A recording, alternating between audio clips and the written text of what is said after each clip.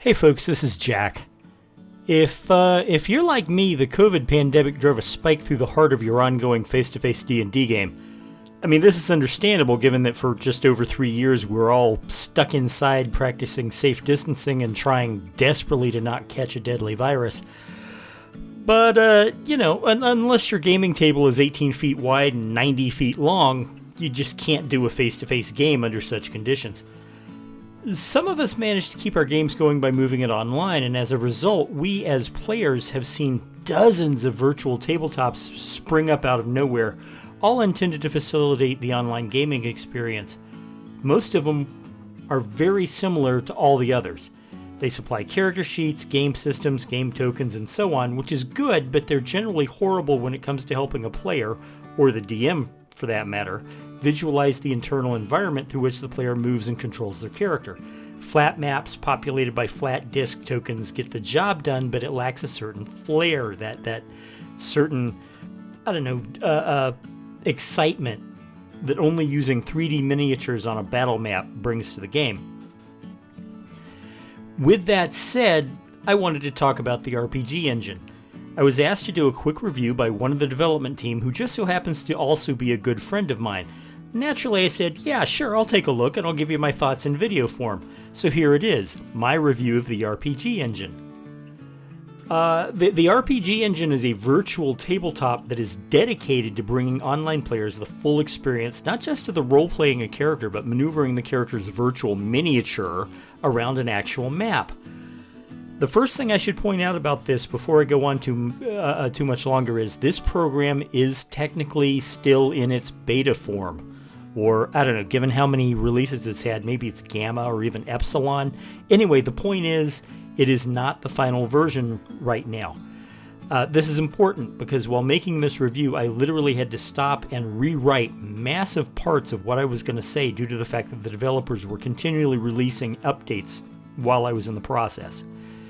Now, I appreciate the work effort, but nevertheless, the program is still technically under development, and that means anything that I say is subject to change. Anything.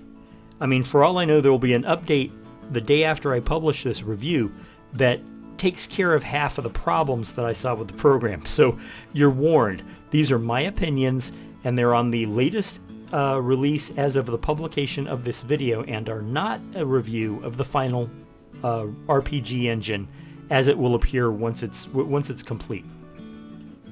Something else I wanted to point out was that for some reason this program reacted weirdly to my video recording software. I have no idea why. Every video I took of me working with the RPG engine glitched out and was completely unusable. This is why the only visual I have right now is the VTT's own trailer, and I want to apologize about that. Lastly, I want to make something else perfectly clear. I was paid for this review. Part of the payment was a free copy of the RPG engine. Nevertheless, the fact that I'm being paid did not affect my review, did not affect my opinions. The developers were not given access to my notes nor the script that I'm currently reading to you, and they have not influenced my opinions in the least. In fact, the friend who asked for the review specifically told me to, quote, tear it apart if you have to, unquote, in order to make my review as honest as possible. The developers are seeing this review for the first time just as you are, and had no hand in the production of this video at all. So with all that out of the way, the RPG engine is a virtual tabletop that allows you to make maps in full 3 dimensions and then populate these maps with characters, monsters, plants, animals, inanimate objects, whatever you desire. You can then manipulate these characters and monsters and so on just as you need to in literally hundreds of ways. There are models available for not just your fantasy games, but also for modern games, horror games, science fiction games. Literally, the choices available in this program are impressive. Now, creating maps for the great outdoors is fairly simple and easy to do. There's a slight learning curve at the beginning, but honestly, with enough practice, you can make some really impressive looking terrain. Caves, waterfalls, forests, the usual stuff. You can do it all with the terrain tool. The amount of control you have to create this terrain and place the objects within that terrain is amazing. I could not get over how many options there were. I played with this program for hours and hours, and to be honest, I still don't think I saw everything that this terrain tool is capable of. In addition to creating, the ground for the map and placing things like rocks and trees, there's controls that let you manipulate the lighting and the weather effects and so on. There's also a combat system included, and it's a little basic, but it's perfectly functional, and it even comes with a dice roller. Now, the second thing that I found that was very impressive was how the characters you place on those maps moved around. It's got a great pathing system, and it's all basically point and click. You go, okay, I'm here, I want to go there, and then the program takes over, your characters move. But what struck me was the pathing AI takes account of the effects of the terrain while it's moving. They struggle to get over steep hills, and they'll go around objects, and if they can't go around the objects, they just stop. Again, impressive. I just realized I'm using the word impressive a lot in this review. So, as it stands right now, the RPG engine has a ton of functions that you will likely need at one point or another in your game, and it's great. So, that's the good stuff, and now for the bad. For all that the RPG engine's functionality is widespread, there were certain things that I found missing from the program that I wanted to be present. For one thing, there's no integration with the rule system. You can't just go, okay, well, this effect will happen automatically because the rules say it was. No, you have to do that yourself. Similarly, the RPG engine doesn't handle character sheets. You're going to need a separate online app to take care of those while you're gaming. Now, I'm the kind of person who likes efficiency, and running two other programs behind the virtual tabletop was a bit annoying for me. I don't know if they're going to add these functions to future releases, but I'm hoping.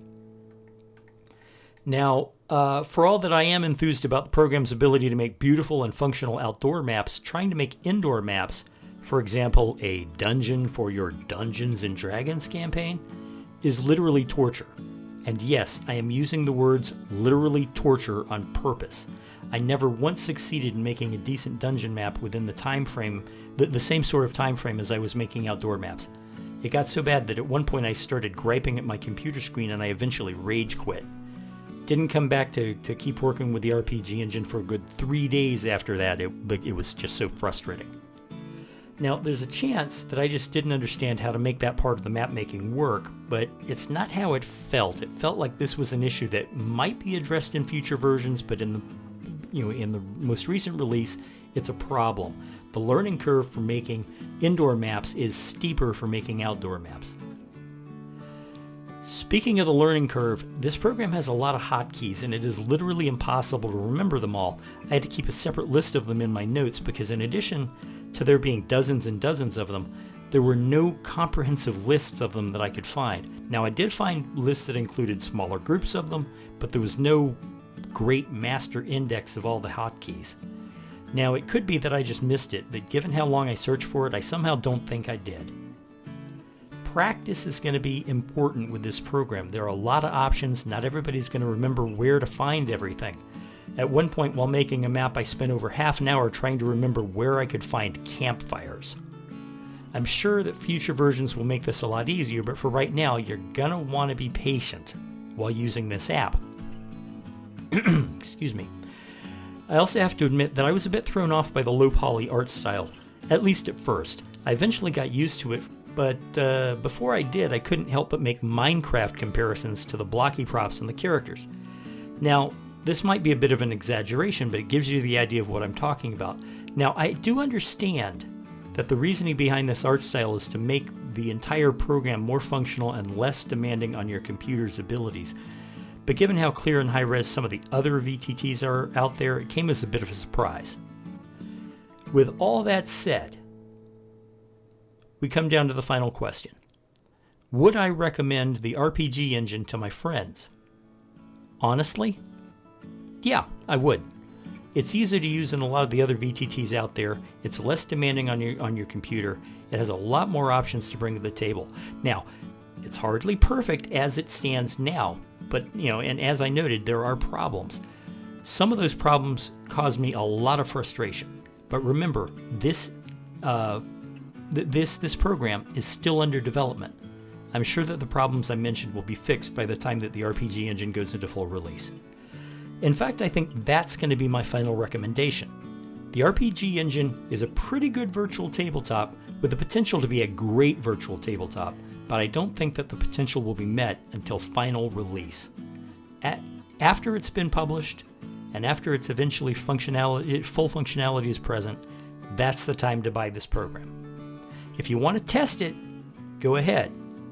Buy it now while it's still under development, but understand you're not getting the full program.